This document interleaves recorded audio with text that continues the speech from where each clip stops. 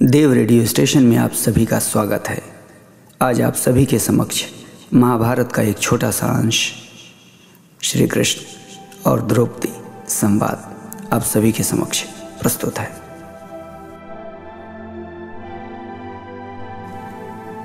अठारह दिन के युद्ध ने द्रौपदी की उम्र को 80 वर्ष जैसा कर दिया था, शारीरिक रूप से भी और मानसिक रूप से भी। शहर में चारों तरफ विधवाओं का बाहुल्य था। पुरुष इक्का दुक्का ही दिखाई पड़ते थे।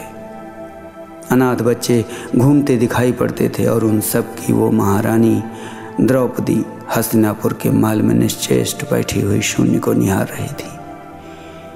तभी श्री कृष्ण कक्ष में दाखिल होते हैं। द्रौपदी कृष्ण को देखते ही दौड़कर उनसे लिपट जाती हैं। कृष्ण उसके सिर को सहलाते रहते हैं और रोने देते हैं। थोड़ी देर में उसे खुद से अलग करके समीप के पलंग पर बैठा देते हैं। द्रौपदी, ये क्या हो गया सखा? ऐसा तो मैंने नहीं सोचा था। कृष्ण, नियत बहुत क्रूर होती है पांचाली। वो हमारे सोचने के अनुरूप नहीं चलती। वो हमारे कर्मों को परिणामों में बदल देती है। तुम प्रतिशोध लेना चाहती थी और तुम सफल हुई द्रौपदी। तुम्हारा प्रतिशोध पूरा हुआ। सिर्फ दुर्योधन और दुशासन ही नहीं, सारे कौरव समाप्त हो गए। तुम्हें तो प्रसन्न होना चाहिए। द्रौपदी, सखा, तुम मेरे घावों को सहलाने आए हो या उन पर नमक छिड़कने के लिए? नहीं द्रौपदी, मैं तो तुम्हें वास्तविकता से अवगत कराने के लिए आया हूँ। हमारे कर्मों के परिणामों को हम दूर तक नहीं देख पाते और जब वे समक्ष होते हैं तो हमारे हाथ में कुछ भी नहीं रहता। द्रौपदी, तो क्या इस युद्ध के लिए पूर्ण रूप से मैं ही उत्तरदायी हूँ कृष्ण?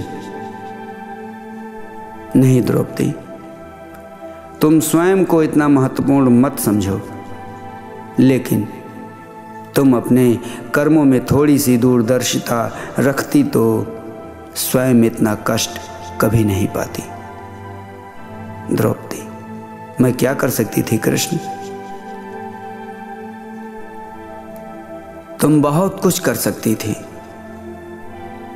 जब तुम्हारा स्वयंवर हुआ तब तुम कर्ण को अपमानित नहीं करती और उसे प्रतियोगिता में भाग लेने को एक अवसर देती तो शायद परिणाम कुछ और होते।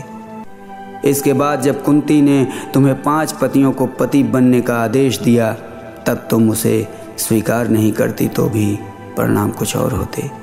और उसके बाद तुमने अपने महल में दुर्योधन को अपमानित किया कि अंधों के पुत्र अंधे होते हैं।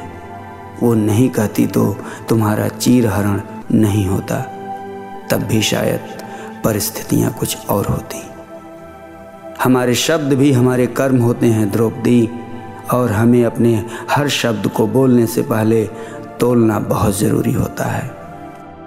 अन्यथा उसके दुष्परिणाम सिर्फ स्वयं को ही नहीं, अपने पूरे परिवेश को दुखी करते हैं।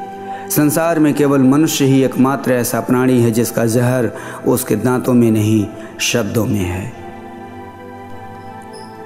इसलिए शब्दों का प्रयोग सोच समझ कर करें।